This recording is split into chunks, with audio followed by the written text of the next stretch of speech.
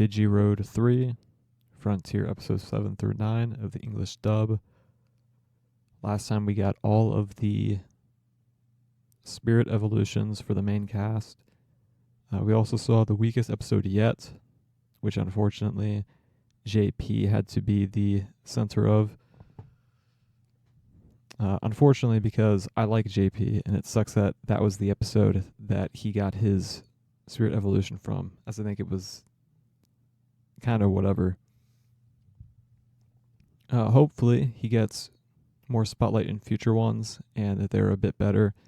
And we also saw slide evolution last time too, with that Squidward nosed guy. I forget his name. I really don't remember what they called him. So interesting to see where that goes from there, because he stole the data. I'm trying to remember. Fractal code. That's what it was. Fractal code. I'm back.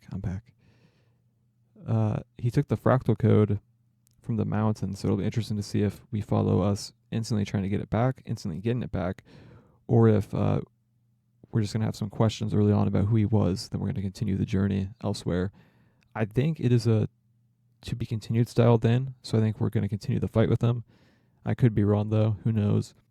I'm enjoying my time so far, besides that one episode. And it wasn't JP's fault, it was just the content of the episode itself. So let's just go. DigiRoad. Okay, episode 7 is down. This was a very good one, very fun. It was cool being able to see Koji actually interact with the team instead of just being there at the same time as them and then fighting together, but actual interpersonal interactions with them.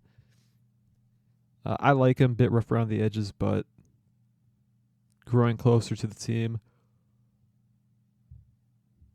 Also, Grumblemon was the guy's name from the last one that I could not remember to save my life.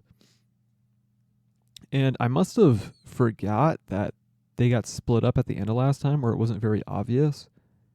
Because I think it was when the wind gets blown and they get pushed down, but I didn't. In my head when I was watching it, that wasn't, oh, now they're going to be split up. That didn't even click with me at all. So I think that probably could have been shown a bit better in episode 6, but it's fine. I know that now. Monzamon is a great Digimon. Cool to see him center of an episode, kind of, even though the Shadow Toy Agumons were the main villains of it. Very funny stuff when he became Foru Monzamon with the heartbreak attack. Being able to see that side of Koji was very, very funny because it's completely against his character. There was a lot of good lines in this one too, like a lot of one-liners that were very funny in the dub. Like the continuous mentions of how the castle is lavender. Pandamon, also the cool scene. I'm a fan of Pandamon's design, always have been. The voice actor for Pandamon's a bit funny, but I like it. It's charming.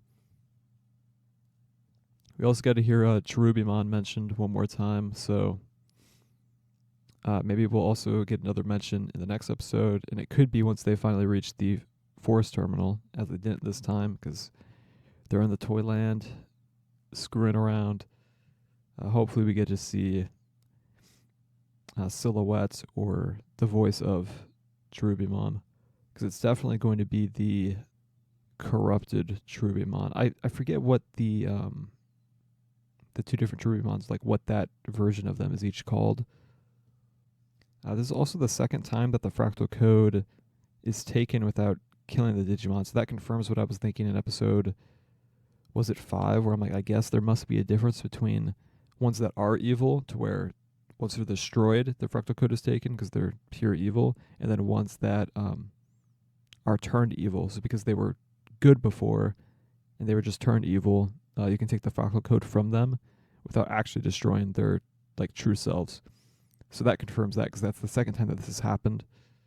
So that makes episode 5 a bit more clear. Again, I was kind of hoping it would be clarified more on. I just didn't know if it was just convenient for plot reasons, but now we do know definitively, I believe. Which is cool. we didn't get it. We saw like a couple seconds of Zoe and JP, and then at the very end, we kind of got like, oh, they're lost. So that'll be fun. They get another episode together.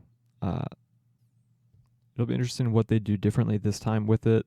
If there's more teasing from Zoe's side, or maybe JP gets enough of kind of being used. Maybe she'll gain a bit more respect for him too.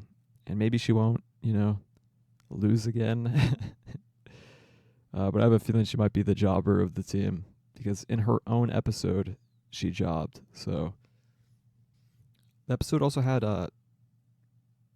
like fun fights. Well, a fun fight, not fights, but a singular fun fight. Being able to see them work together against the Shadow Toy Agumons was pretty cool. They could get really creative with it, because obviously they can transform with the blocks to become bigger. We saw a tank. We saw a giant fighting robot.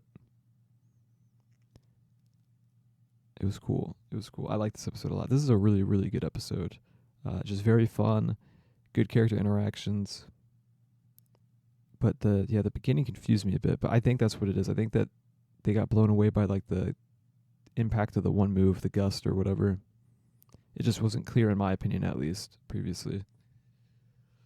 But it's also been like a week since I last watched it, so maybe it was a bit more clear, and I just kind of forgot about that part.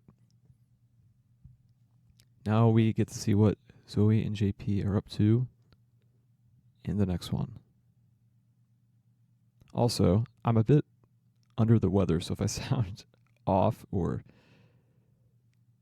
not as enthusiastic, it's because I've been like sick, I'm pretty sure. So there's that. DigiRoad. Okay, episode 8 done. Another really good episode. More of a character interaction one again, just like the last. No battles in this one, which is actually a nice change of pace. It's just being interacting with the baby Digimon, helping them out, stopping a flood. Really fun. And it was cool that Zoe did gain some respect for JP. There was still some teasing in there, of course, but redeemed a little bit in his eyes. And then Rika at the end saying, wonder how long that will last. It's insane. Way too funny, man. Rika being the